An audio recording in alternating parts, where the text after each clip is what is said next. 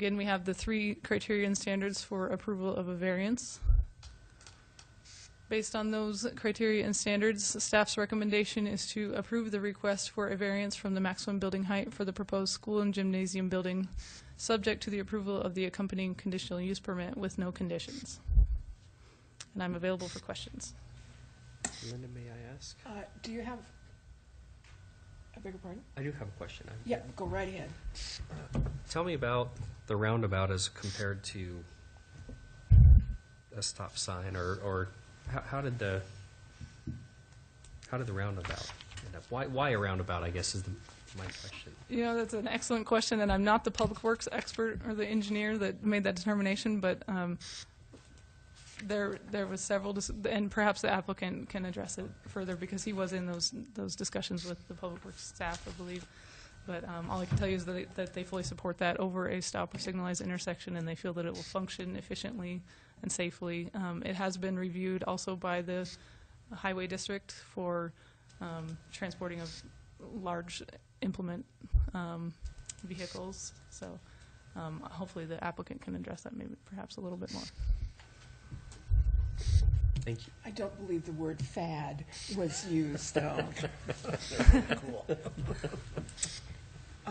There any other questions for staff? Well, thank you very much. Let's get on to the applicant. And the applicant is invited to come up.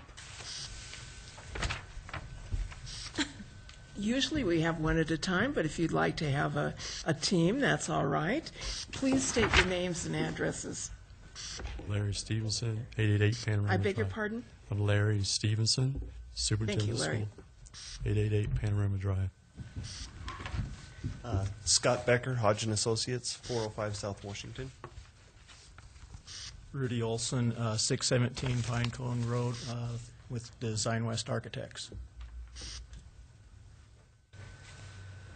Go right ahead.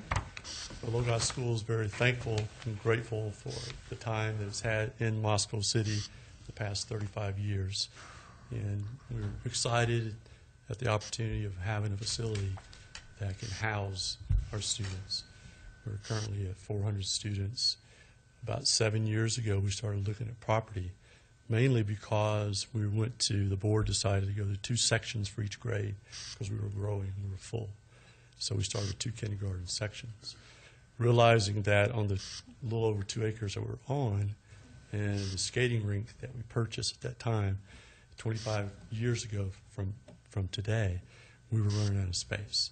And so we were going to be landlocked, and we started at that time to look at property within the entire city and outskirts of the city and the county. So it's been a long process where we worked with the county and the city trying to find appropriate parcels. So we were excited to find this piece. And so right now, those 2 sections from kindergarten are to 7th grade this year. And so we were doing some pushing and we're like sardines right now.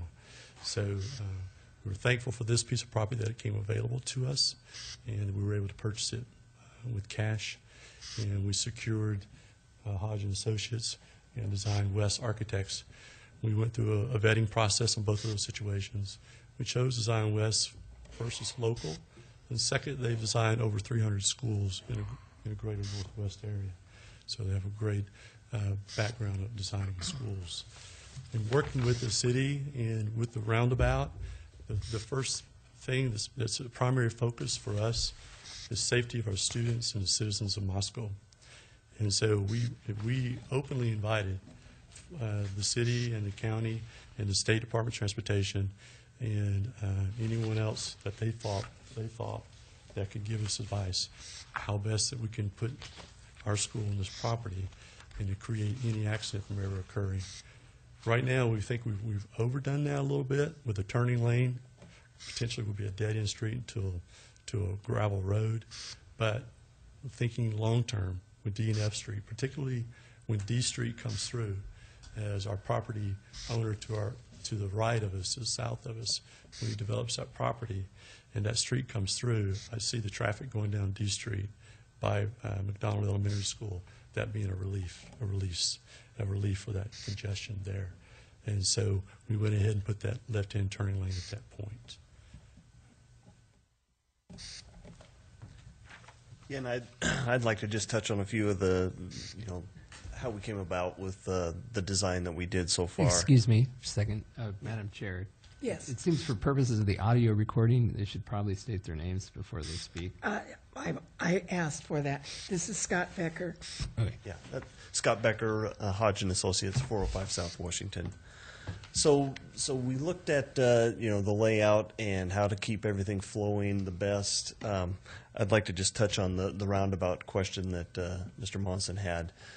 The reason that staff prefers roundabouts in a possible congested area is because, for one, traffic is always flowing. You feel like you're getting somewhere. You're not stopped. You're not getting traffic stacked up. Sometimes roundabouts feel uncomfortable until you get familiar with them, but I think most people, once they do get familiar with the roundabout, they tend to like them quite a bit.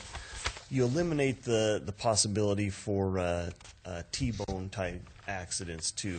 If there is an accident in a roundabout, it's almost always a glancing accident, does some damage to the vehicle, but for the people in the vehicles, it's a safer intersection. So I don't want to speak directly for staff, but I know staff does like roundabouts to promote flow and safety. So that's where that came about. We're looking at widening Mountain View and improving that access all the way down to Slonaker. As part of this project, also access with the pedestrian bridge, and we're kind of concerned about the potential of being locked in with one access into the site, but with the utilities going to the south, there needs to be a utility maintenance and access road to the south, and we believe that will work as an all-weather road for emergency ingress egress if there's something on site unforeseen that would require that. But once again, student safety is ultimately the most important thing here. The height variance, we would like to have a facility that can house, or that we can have tournaments in that area, possibly even serve as for district tournaments, but it has to be regulation, and for basketball and volleyball, the ceiling heights do require a little bit higher ceilings. So that's where the height variance comes in, and to have the gymnasium and the school match and look appropriate and aesthetically pleasing, that's we think it will look best if we can just tie those together and get that height variance. And then I'll see if Rudy has some comments, but otherwise I would gladly answer any questions that you may have of us. Mr. Olson, would you like to say something? I would, if maybe we could go to And put your name and address for the record. Rudy Olson, 1617 Pinecone Road. Which one did you want? If we could flip to the renderings, or the elevations in the renderings. Basically, the school offers a classical education, and so they'd like I guess, for lack of a better term, collegiate Gothic type of look. So it's intended to be similar to some of the buildings you see on the University of Idaho campus, and it'd be brick veneer and some precast concrete and tall windows, and hopefully tie in with that and be a thing of permanence and in a classic style. And then maybe going back to the phasing drawings, and phase 2 would be just that portion of the building. There would be an interior courtyard. The long band across the top is a great, what they call a great hall, and what another school might be similar to a lunchroom or a multi-purpose room, but that goes in line with what they do with their educational program. And then and then the plan itself would be all the grades would be divided into, and there's a enrollment limit on the school too. It wouldn't get any bigger than what it is now. And then phase 3 would be all the other amenities as fundraising allows.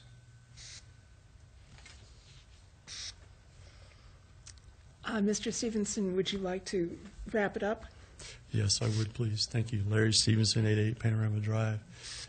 It is important for what we're trying to accomplish to do it well, and we want to go with what we think would be the long-term best use of this property, and we want to be able to share with other entities in this town that have been very kind to us in the past 35 years.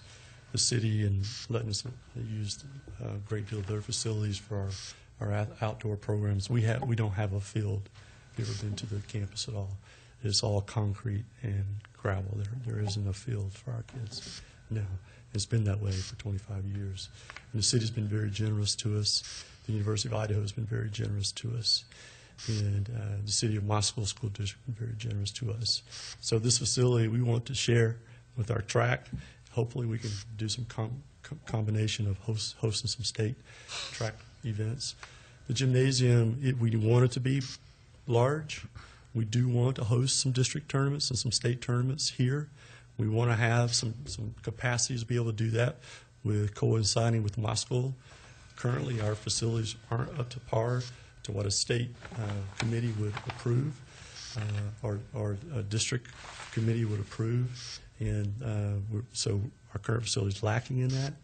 And we are competitive in our athletic programs as well as our academic programs. And we think this facility will help us to do that. The chapel area is we would love to have graduation, host our own graduation. We'd love to host our own Christmas programs. We would love for other churches to be able to use that facility as well, like we have done before. Just today and yesterday, I've had 2 people in the community asking about renting our current gym for weddings, where U of I was not available and other facilities were not available, and you want to use our facilities. So we would like to use that to help the community to host some of those activities. Thank you for your time. Let's see if we have some questions from the board. Go ahead. Yeah, Mr. Stevenson or Scott, has the right-of-way for the road extension over to F Street and D Street, has it been procured? Yeah, we have a verbal commitment for the easement for the utilities and access. Okay. As far as the future road goes that would go through there, then what standard would that be brought up to? As it continues to D Street, Uh-huh. yes, it would be an arterial standard also. A minor arterial? Yes, or minor arterial. And we say, in the long term, how long term are we thinking? For this development or for? Yes, for this development. I don't want to speak out of turn, but I believe as soon as funds are available, they would like to start bringing the elements to fruition. Okay, great, thanks. Other questions from the board? Yeah, Mr. Long. So first, what is the minimum required ceiling height for the gym? If any such thing exists, Well, not on your plan, but the minimum required ceiling height for a gym of the type you want to construct. from the floor, bottom of the floor to the bottom of the lights, 28 feet. So minimum to host a district event is my understanding, but that's a minimum. And so schools, committees would like for it to be a little higher than that. And so like St. Mary's, which was approved, it's a middle school gym. Right. You could not host any high school events in that gym. And so this question, I don't mean it to sound dismissive. My father was a landscape architect. My brother's an architect, so I understand design. But is it not really the reason for the request for the variance is primarily design-based then, isn't it? You have a design that you want that requires those sorts of roof lines? Because there's no other impediment to constructing a school out there. mean, that's the design you want, and so it requires a 40